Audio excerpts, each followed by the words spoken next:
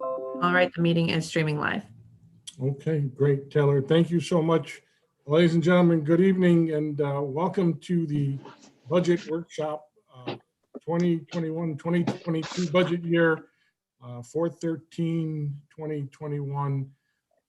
As most of you know, and were in attendance, I presented a proposed budget for the city of Danbury for the 2021-2022 year last week at the council meeting. And so I don't feel that it's necessary that I go into the whole presentation that I gave to the city council that night, because you've already had it once, and I think once is enough. And so we're here tonight to discuss the budget.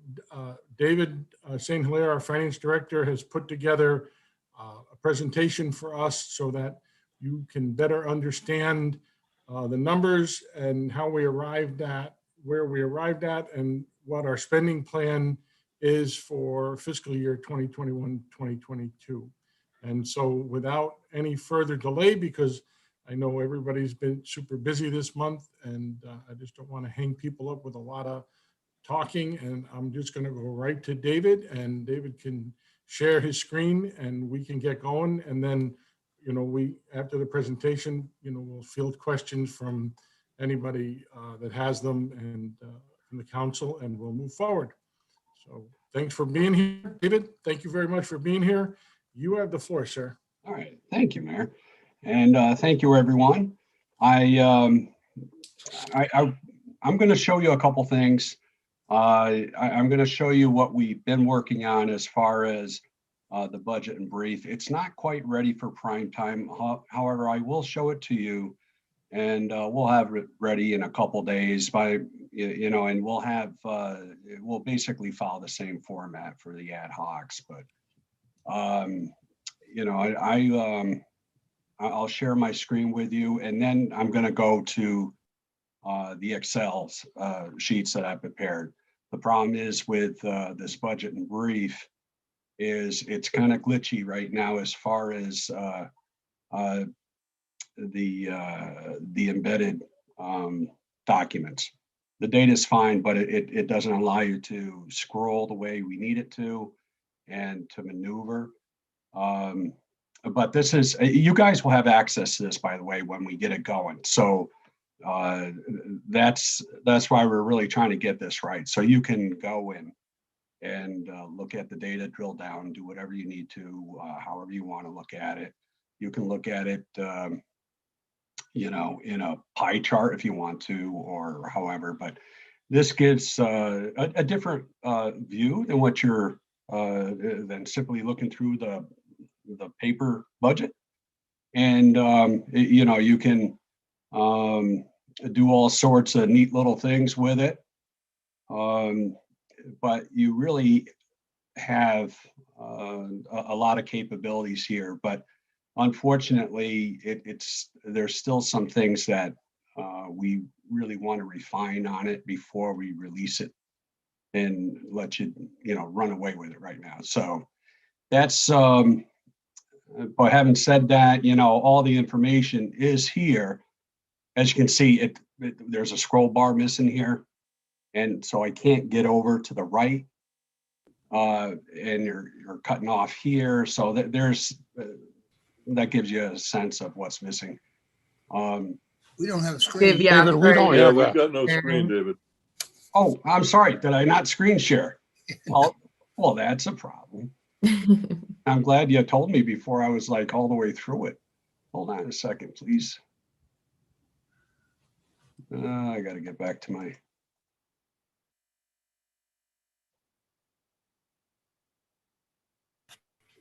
It really wasn't working bad though. You were just looking at me. So, okay, can you see it now? Let me change this view. Yes, we can see it now. Okay. Okay. So what you're looking at right now, I'm glad you guys stopped me. I was halfway through it, by the way. So what you see right now is really it's on an OpenGov platform, and it's really a transparency platform. We've used it in the past, but it has a lot more features than it used to have. And the reason why we haven't used it too much in the past is because there was always some data issues of keeping it current and updated. I think we've navigated through a lot of that. But right now we're trying to revamp or trying to get this presentation so it really is the way we want it to be. Right now, it's not allowing us to do some of the scrolling, and it's doing some cutoffs, like it's cutting off over on this side. On the right, you see it's cutting off the budget.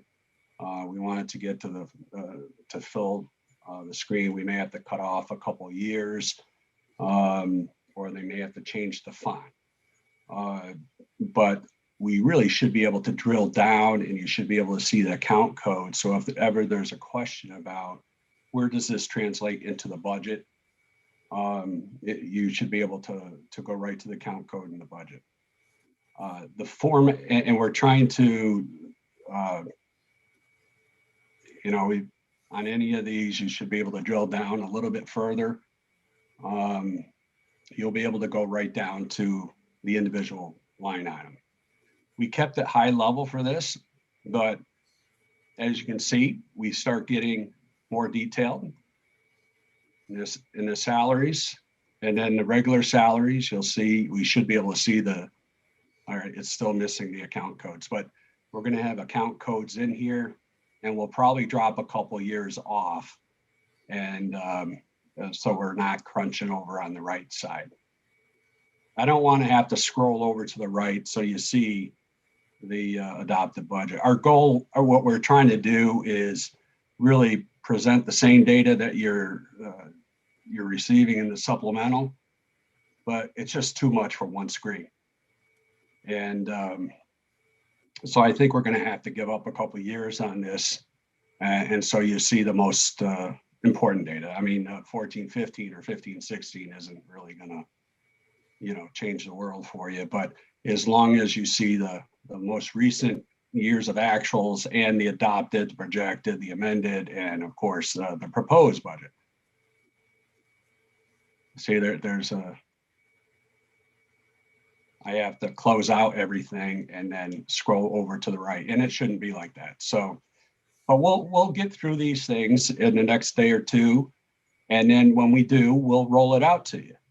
And there's going to be a narrative here explaining, some of these things, and much of the things, and many of the things that will be in here, I will touch on tonight, or they're already in the budget. But this is not to regurgitate the 400 or 500 pages of the budget. It's really, as the title says, a budget in brief. All right. So I just figured I'd give you a little taster of that, and then I'll go right over to the other part here. So, and before I leave that, any questions on this right here? Anybody have any questions? You'll be able to access this from your iPad. It works best in Chrome, however, but any, and you guys will be able to drill down into accounts. You're not going to be able to see individual transactions. We're not at that point. When we go to our Munis system, we may get to that point, but we're not, we won't have that implemented for another year or so. All right. Dave? Yes, I can't see you, but yes, through the mayor.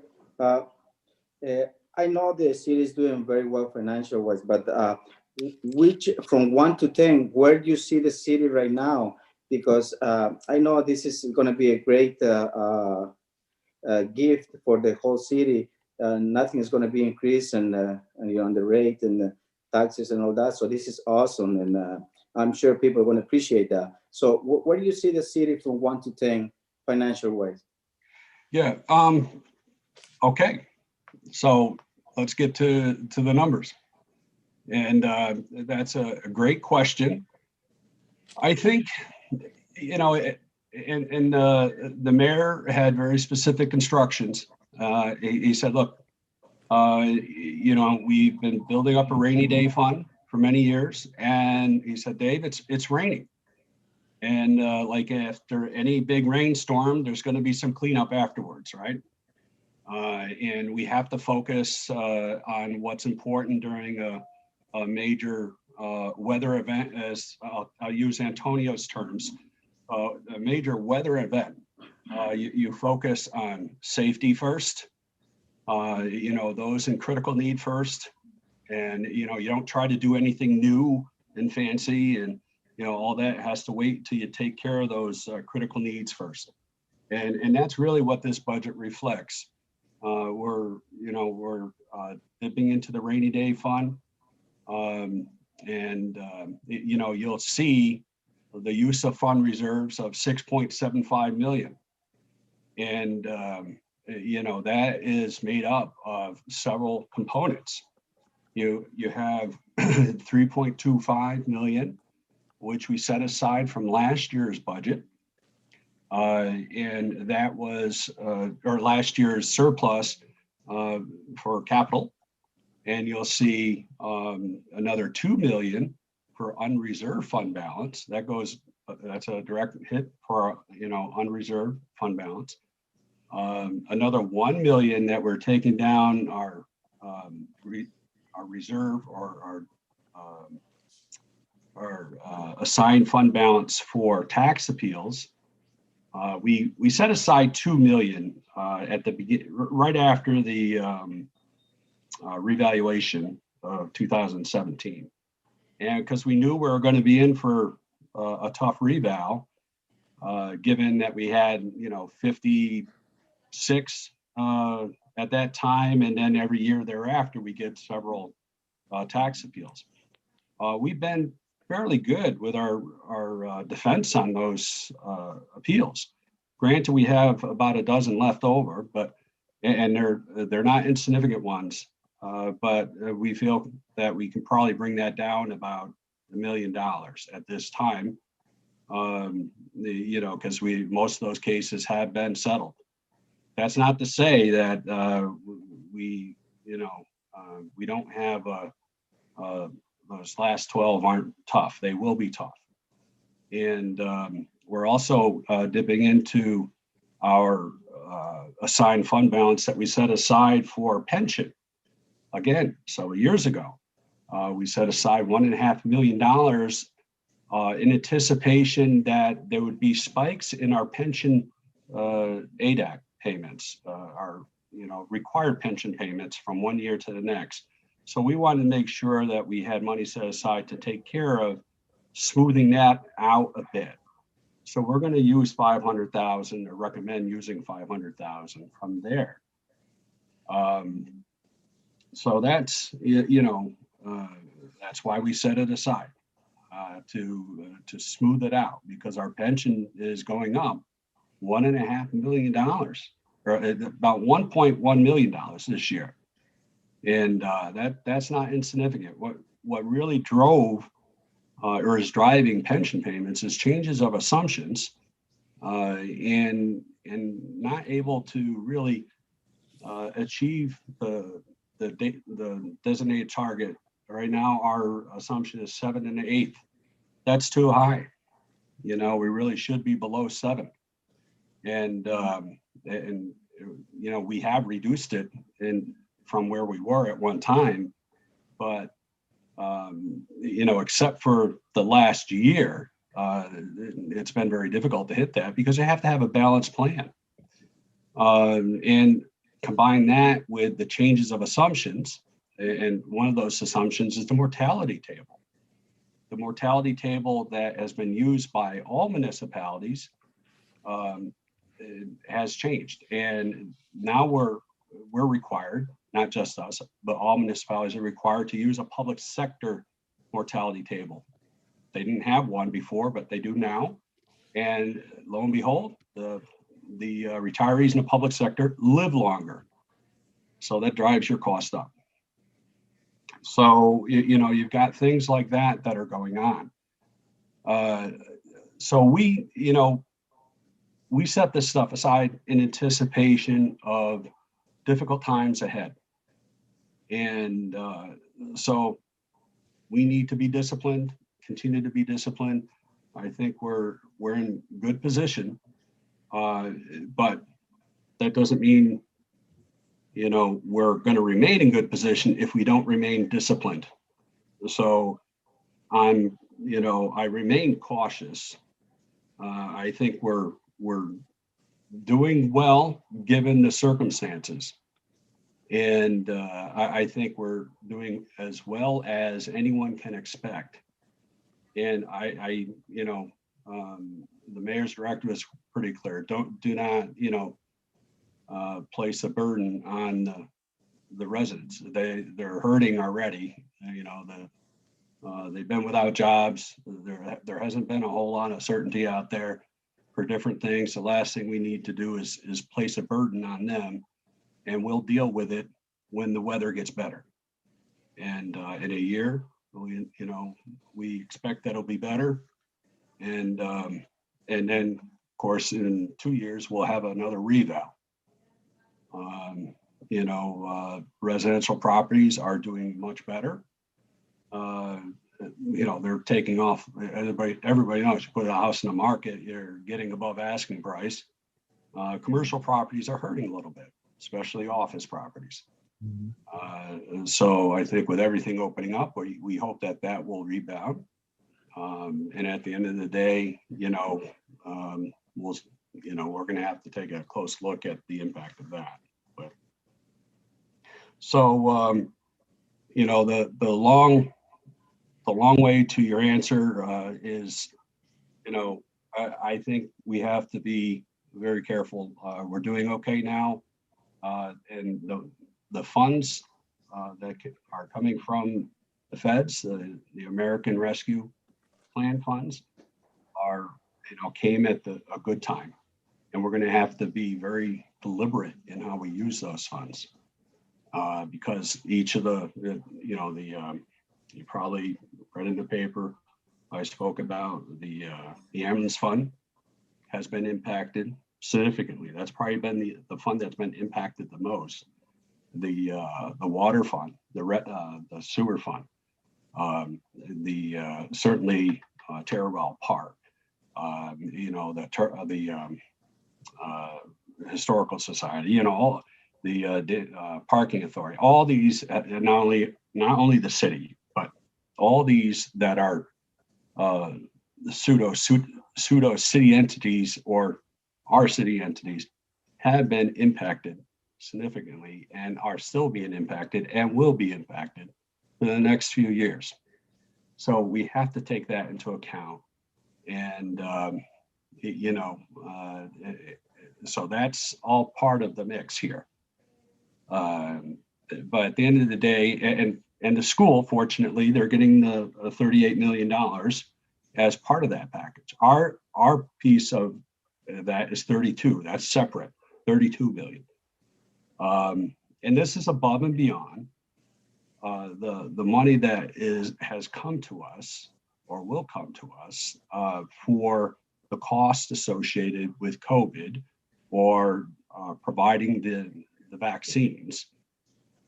So that's important to know. The same with the school. They've been provided separate funds for COVID. And, you know, so that 38 million and 32 million is really totally separate from that.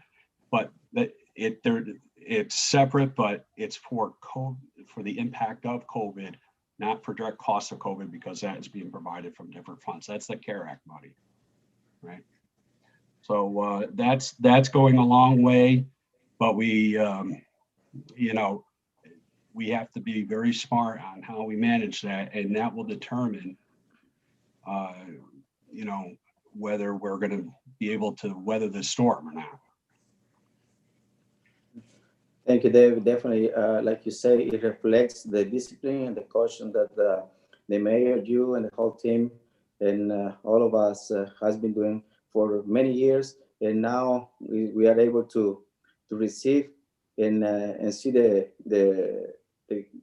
good fruit of all these years. Yes. And thank you very much. And you're doing great work, and keep on going and take care of this great city. Thank you.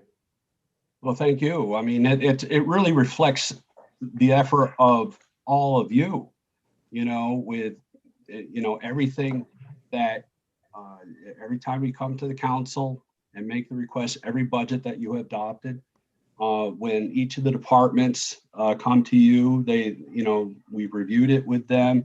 It's all really a lot of teamwork here. I mean, the departments have done a tremendous job in tightening the belt. And, and I work with them very closely in saying, all right, I can't, I'm trying to provide what you can for next year, but this year, maybe if I can't do it for next year, let's see how you're looking for this year. And maybe we can try to, accelerate it for this year, because it looks like you may have some funds left over for this year, or vice versa. And that takes a lot of coordination.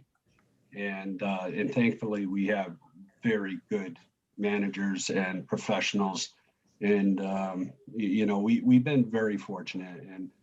And just to reiterate what I said last night with the bond, the amount of time and, all the stuff that had to be done in order to make things happen on the time frame that need to happen was just incredible. And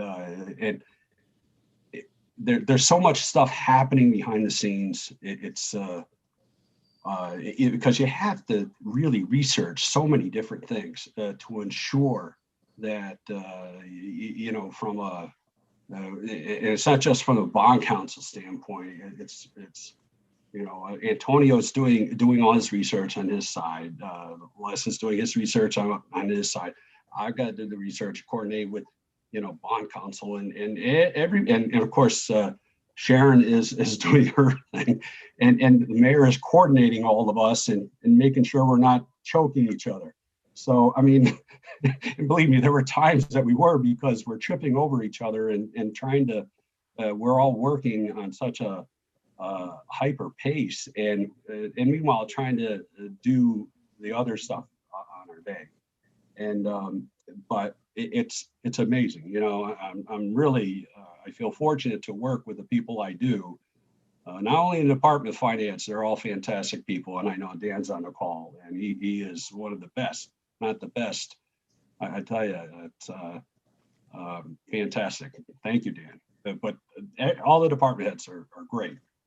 So, and Tani put the budget together, by the way. She's I wish I could take credit for that, but she puts all the window dressing and makes it look pretty. So, but anyways, if there's no other questions, I'll walk through real quick where the changes are. And one of the things I'm going to try to do on that OpenGov platform is try to get this report, because as I was going through, I thought this report would be helpful. It shows the funds going across, and it shows the changes from year over year. So you can see exactly where the changes are. I mean, I know it just boils it right down, and it highlights that the changes are in pension, it's in debt, it's in David, it's in David, it's still the first screen. Oh, I didn't change it. My apologies. Thank you for telling me that, Mayor.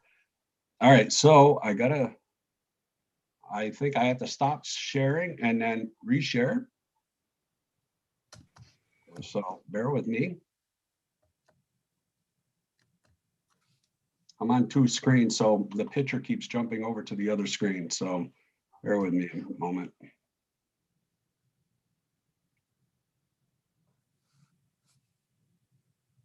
Okay.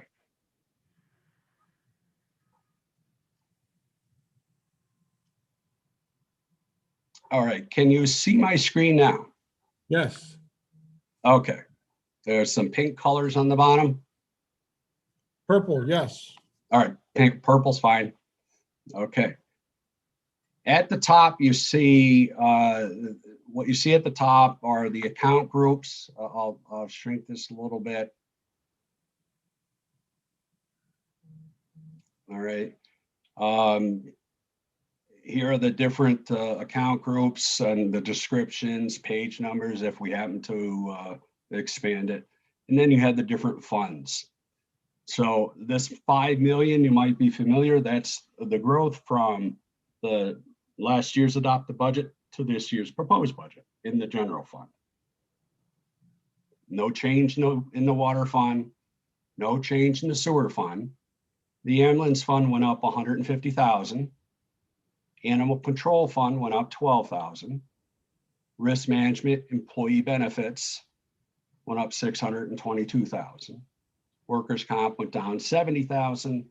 Retiree benefits went up 2.1 million. Okay. So that's kind of the snapshot. And as I go up. David, if I may, Yes, sir. parentheses mean down. Parentheses means a reduction. Yes. Thanks. And if you want to see this in any other way, you just let me know. And or if you have any questions, you can always call me, and I can tailor this however you want it. But as I said, I'm going to try to get this format in. I've got to create I'm going to try to put it on the OpenGov platform. If not, it may not be interactive, but I want to at least have do something that shows it like this, because I do like having it, illustrated with the funds going across like this. As you can see, the salaries, general fund went up 541,000. The sewer fund or water fund went up 158,000, et cetera, and going across. So there's some movement there, not a whole lot in overtime. I'm just going to kind of go down through. If you want me to stop, just say, you have a question. Other salaries, the big driver is, other salaries, other earnings. We have things in there when there are contracts that are not settled, or we expect changes in contracts or things like that. Okay.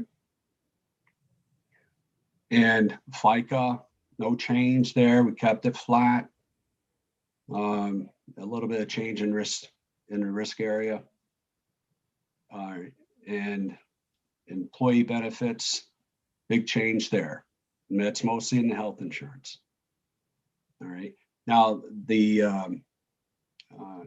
health insurance went up about 5.6%, and that's after we made some adjustments. We modified our assumptions for vacant positions. So we really tightened that up quite a bit. So that brought that the actual increase down from about I think it was over 7.5%. So it really it is pretty tight. And of course, I wish I could say it was driven all by COVID, but it's not. It's driven by claims. It doesn't take a whole lot of severe illnesses to drive that. Okay. Workers' comp, really that's kind of a shift between the heart and hypertension is going up while other workers' comp is going down. All right. And David? Yes, sir. I know family leave is paid for by the employee, but does that have any impact on our operation as far as, do city workers get payout 5% for family leave? Yeah, there may be some impact to that. I think there's some exemption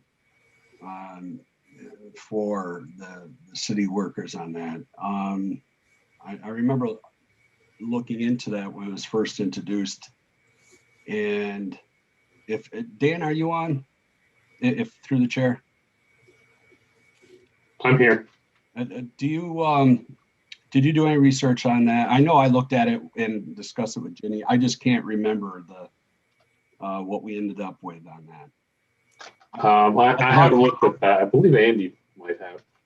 All right, we can get back to you on that. I was just wondering whether it offset any expense of the city.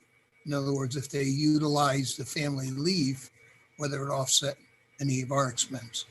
Yeah, usually we just kind of, it rolls into another line item, and it probably would be you know, it may be a positive on one side, but there's a negative on another because of some other cost effects. But we'll check into that. My guess is if there was any savings, it was negated by increases in other areas. But we'll look into that. Now I kind of kicked myself because I did look that up. And I'm just drawing a blank, and I don't want to give you the incorrect answer right now. So I apologize for that, Councilman. Okay, so on retiree benefits, you can see health insurance on the retiree side is also going up. I think the health insurance is, Dan, you want to comment on through the chair? Health insurance is going up a little bit less on the retirees and then on the employees. But did I get that reversed, Dan? You know, it's been a few weeks since I've looked at this. We kind of look at it overall, and then we allocate out between Fund 16 and 14. Having a hard time reading your screen right there. Everybody, yeah, is that too small for people? It's not real small. It's just it cut off. Well, where's Fund 14? Compared to what you normally do, David, it's gigantic. Is that big enough right now? I see it fine. Okay. I see it fine as well. Okay. So anyways, it's look, there's not a whole lot of difference between the active and retirees. I just thought that there's, if you can tell, it's 500 versus 638. There was, as I recall, there was the retirees was slightly less than the actives. I know I asked Dan to break that down for me, so because I was curious, and I know I'm not sure if it made it in the final edit of the proposed budget. I did have it in there at one time. I might have just pulled it out and combined the two. I believe I did it at the end, but because it was just, you know, I had to cut the budget down to 500 pages. So anyways, so OPEB went up 500,000. As you recall, last year we did reduce OPEB down by 2.5 million, and then we kind of restarted it.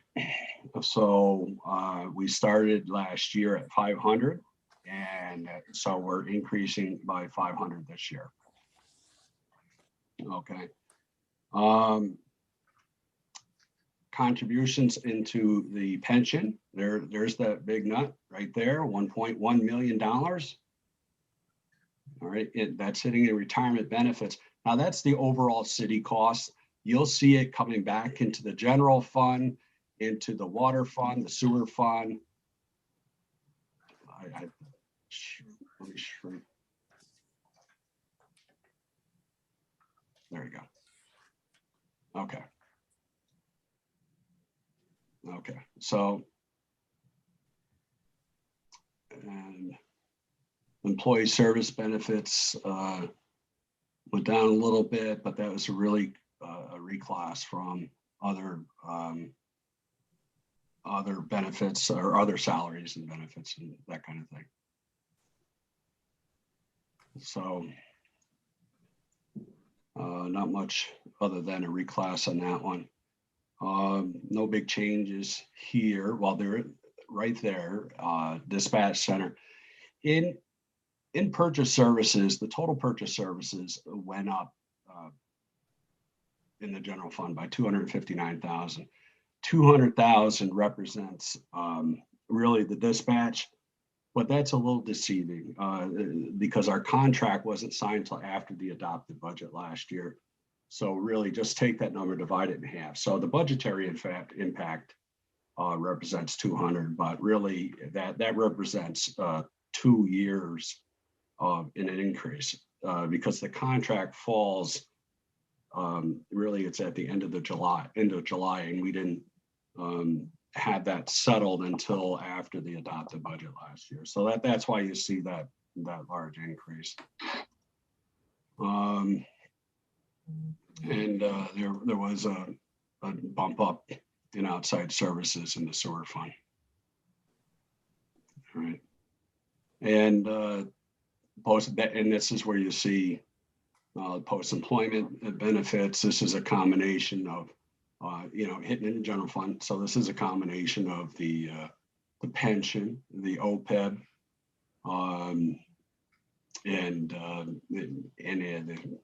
basically that's those two things from what we just looked at in the retirement benefit side, hitting in that one line in the general fund side.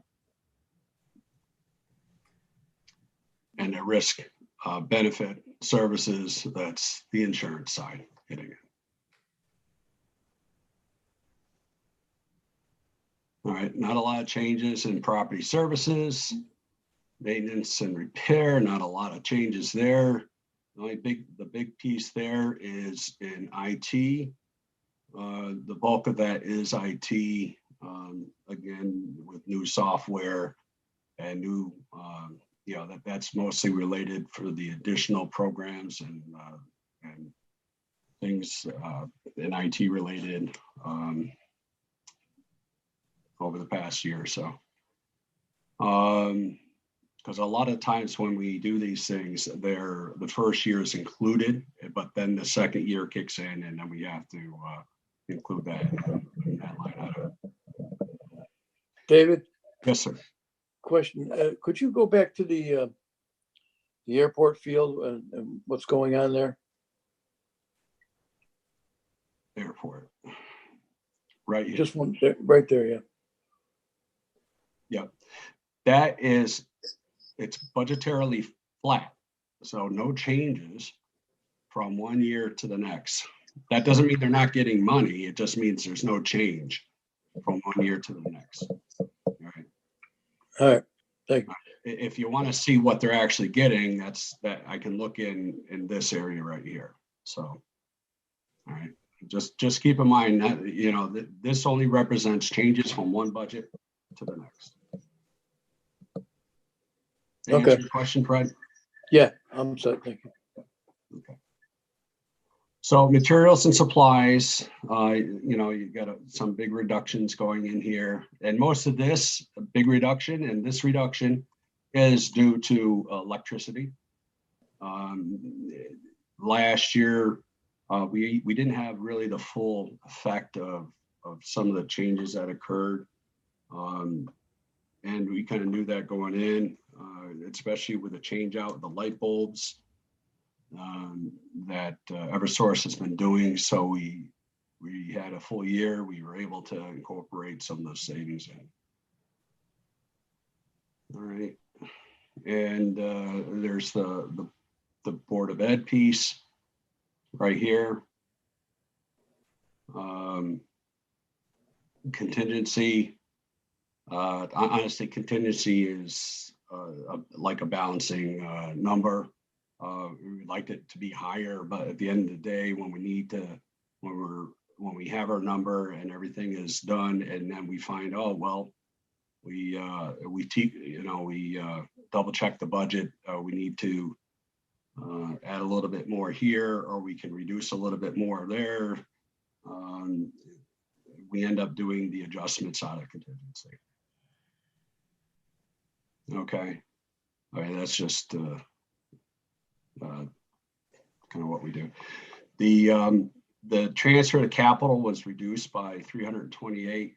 Most of it was funded through the, if you notice, our assigned fund balance is higher than the previous year. So we had 3.25 to deal with. So that was a good thing. That enabled us not to have to transfer as much to the capital from the general fund. We are increasing our transfer to the animal control fund by 19,000. And and a lot of that has to do with, we just don't know how much it's going to cost to operate the new building. So we threw some money in there, and we'll have to find a new baseline as we go forward. And of course, this transfer out to special revenue, that is down because we're not transferring the 240 out. That is staying within and going to United Way. Okay, any questions there? Oh, on the 200 for capital here, water fund, the capital is reducing by 200. Animal control, their capital is going up by, or ambulance is going up by 140. David, I have a question. Yeah, Ben, yes. Just going back to the $240,000 for United Way, Yes. is any of that money specially allocated at this point? No, because that's for next year's budget. It's been communicated to United Way that it will be in this proposed budget. So they will be, I assume, canvassing and, because as they typically do, but given COVID is probably a little bit more delayed as it, usually is, than it usually is. So, that it's probably separated from the normal process at this point. Normally they go out probably in January and do it with all their applications. So I assume that this is probably going to be a separate application process. Because I think in previous years, through the chair, that money was specially allocated to the homeless shelter, but that's not through this, correct? Correct. Yes, a previous year it was, yes, because we weren't sure, how much we're going to get and where we're going to get it from. And so we need to have, that kind of liquidity.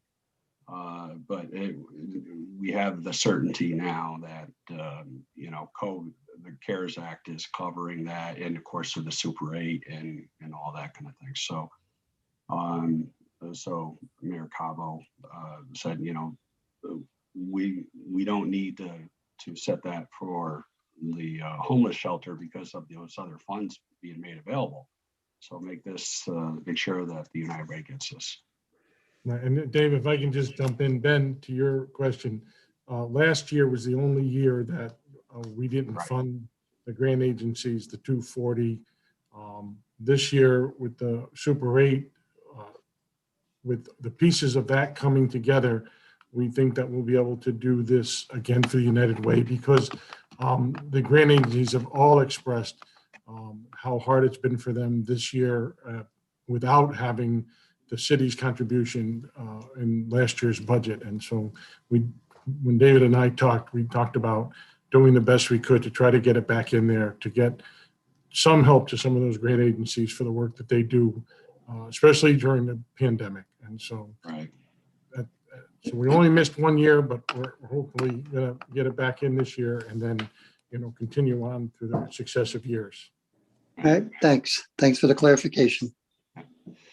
Yeah, I think we understand how difficult it's been for everyone, ourselves included. I mean, but I think, and this goes back to what we were talking about earlier, it's important that, we have a very deliberate plan of action for not only for the CARES Act money that we're going to get, that we shore up what we spent and we reimburse ourselves appropriately. but also for the American Rescue Plan funds that we replenish our lost revenues.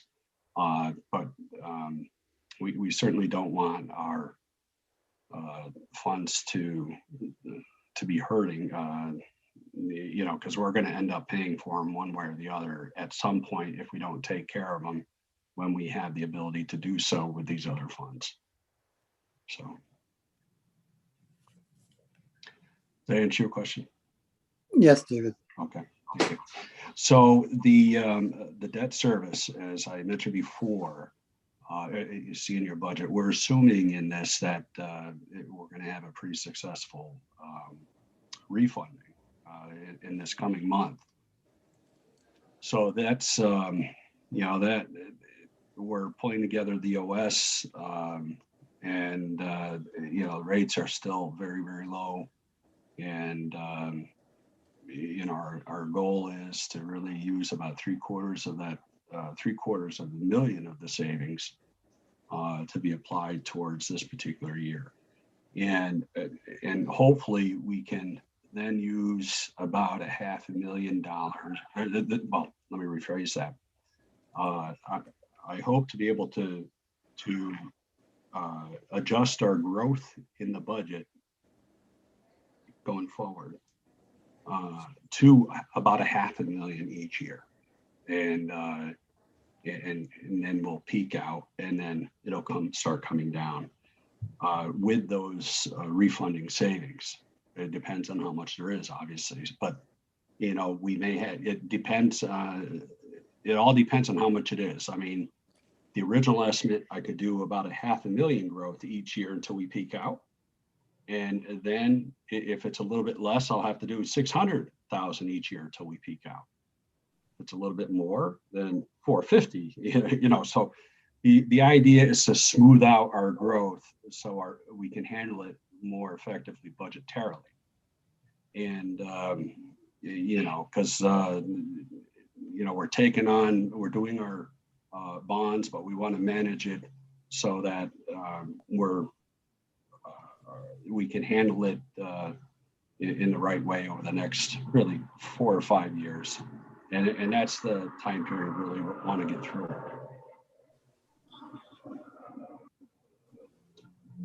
That makes sense? Somebody had a question on bonds last night. Are there any questions on the bonds or the schedule or anything like that?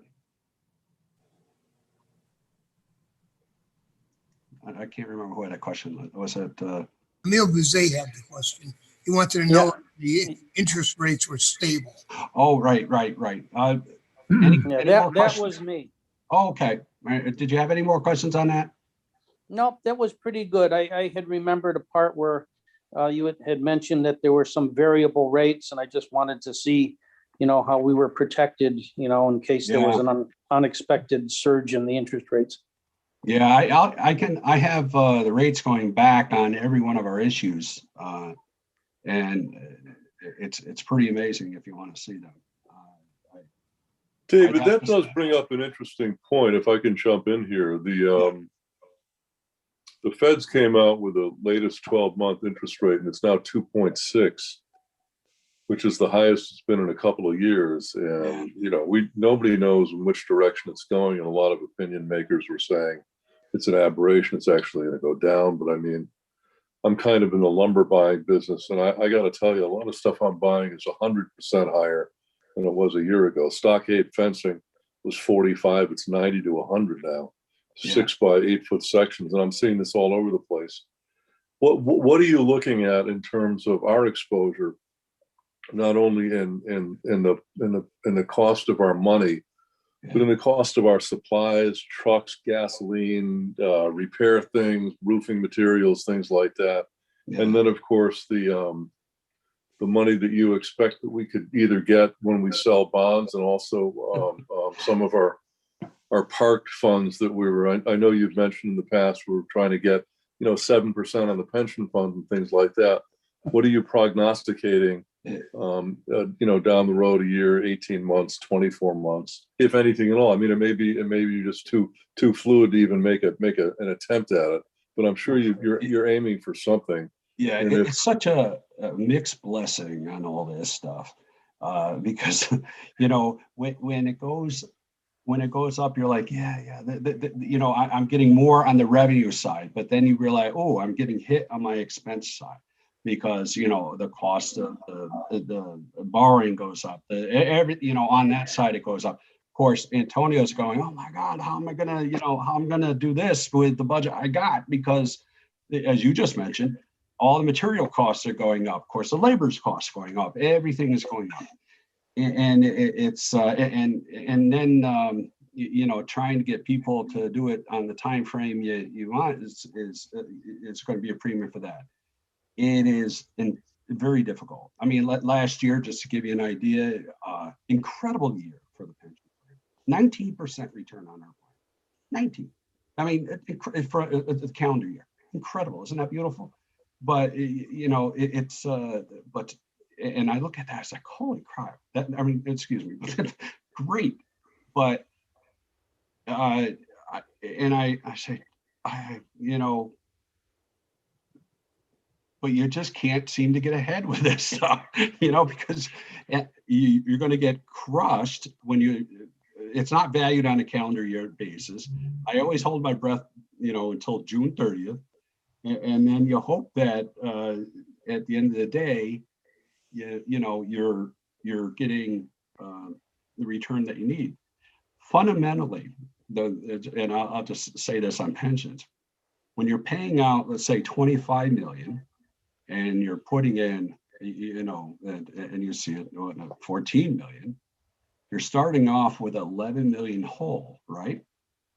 So, you have 25 million pension payments, and we're only putting in, right, 14 million. So you've got to, in order to get your return, you got to make up some ground. Of course, you got all of the fees associated with it, and you've got to make up some ground, and you have to show a return of about 7, and an 8%.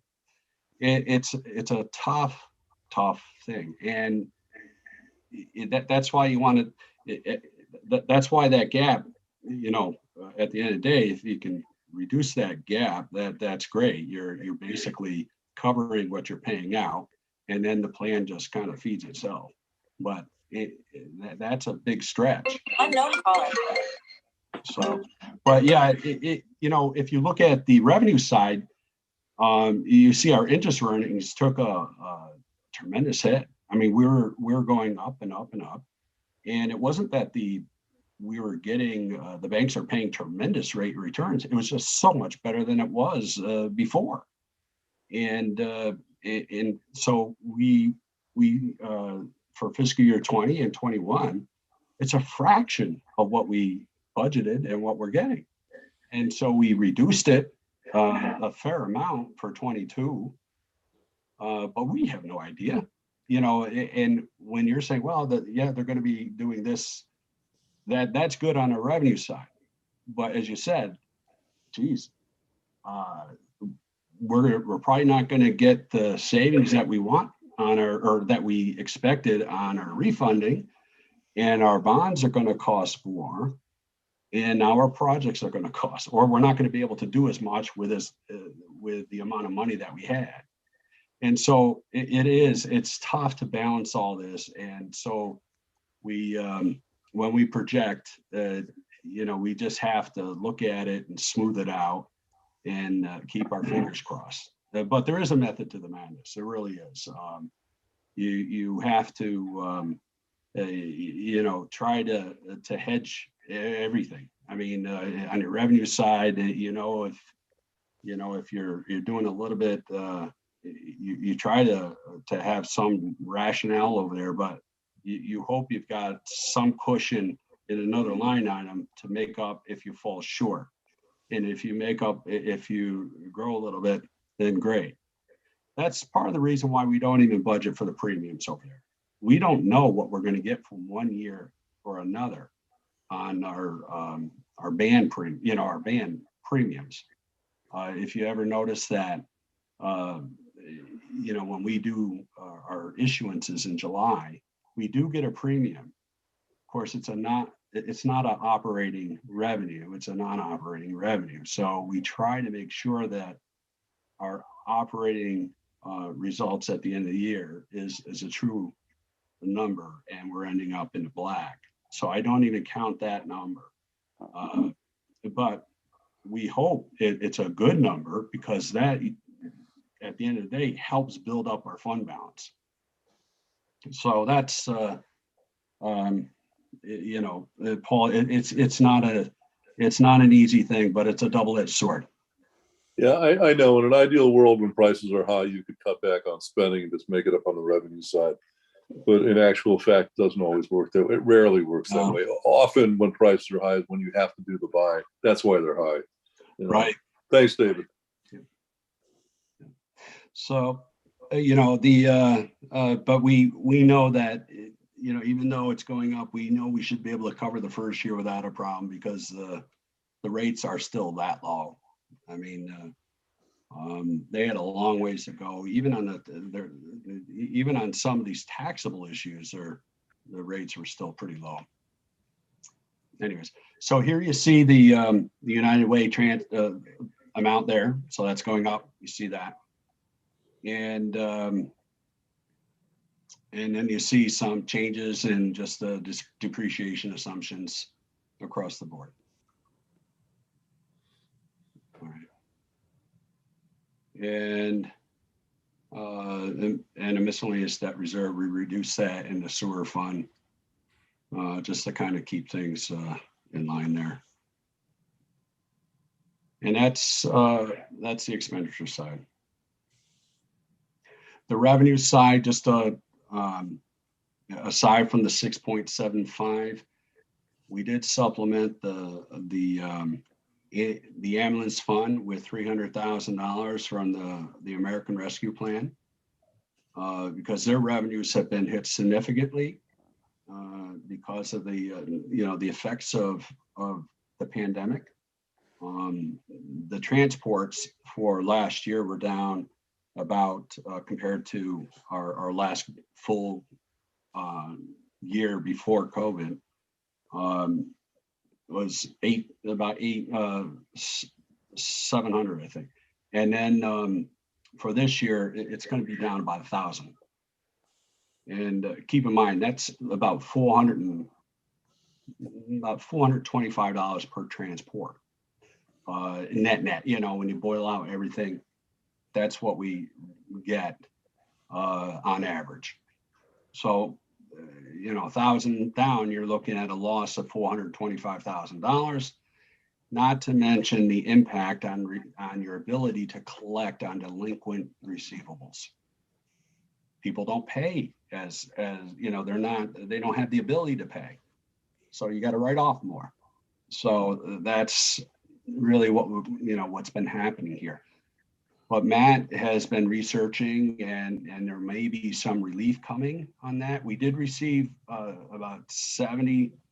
just about 72,000 in FY20. We received about 220,000 in FY21. A far cry from the losses that we've incurred in those funds. Sewer and water fund, we're using about $200,000 each from the American Rescue Plan funds. The irony in both the sewer and water fund is, and if you think about it, all right, so the commercials all shut down, right? So they're not using much for water or sewer, right? So, but everybody is forced to stay at home.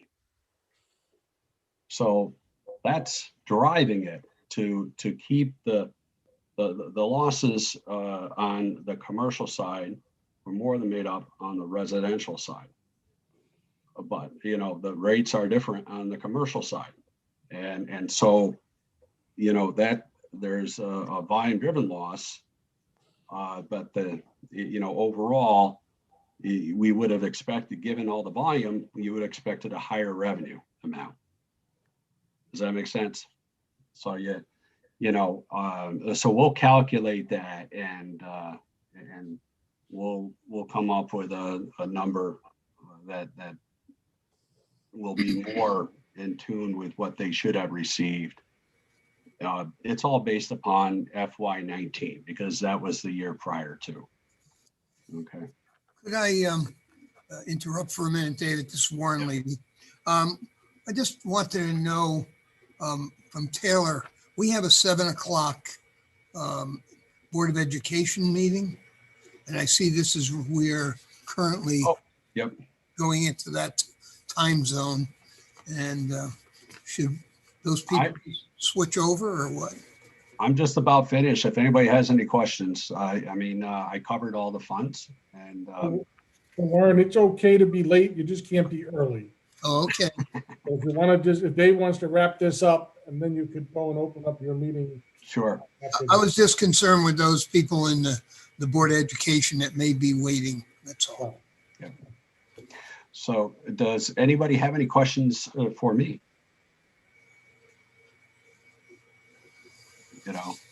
As I said, in speaking of the Board of Ed,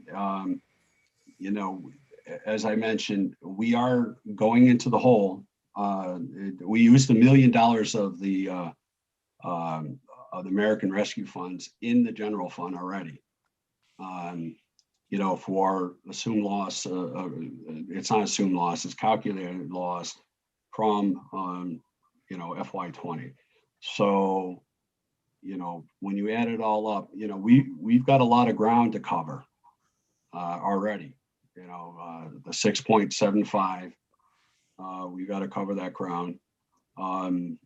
If we do have a surplus, we're going to have to plow it into capital like we always have, after we shore up our reserves. And because we used to fund our capital out of the general fund budget, we're not able to do that anymore. And so, that's why the tighter the budget gets, the more difficult it gets to have a surplus at the end of the year to fund the capital. So I think we just have to, we'll devise a plan to pull ourselves and really rebalance the budget to restore, so we don't have to use that 6.75 as we have, in the past, or as we did previously. But now we're in the middle of pandemic. That's why we built up these things. So we just don't want to go any deeper than what we're in. Okay. So does anybody have any questions for David? Your Honor, I've got a question for David, but it's going to be complicated and it's going to require a lengthy response. So I'm just going to touch base with them offline. Okay. All right, Paul. Thank you. Anybody else? Okay, David, thank you for that. And council folks, thanks for being here tonight. I know a bunch of you got to get over onto the Board of Ed budget meeting. And so good luck with that. And thank agreed. You for being here tonight. And we'll see you over on the Board of Ed side. Yes. Bye, Joe. We'll see you. Thank you. Good night.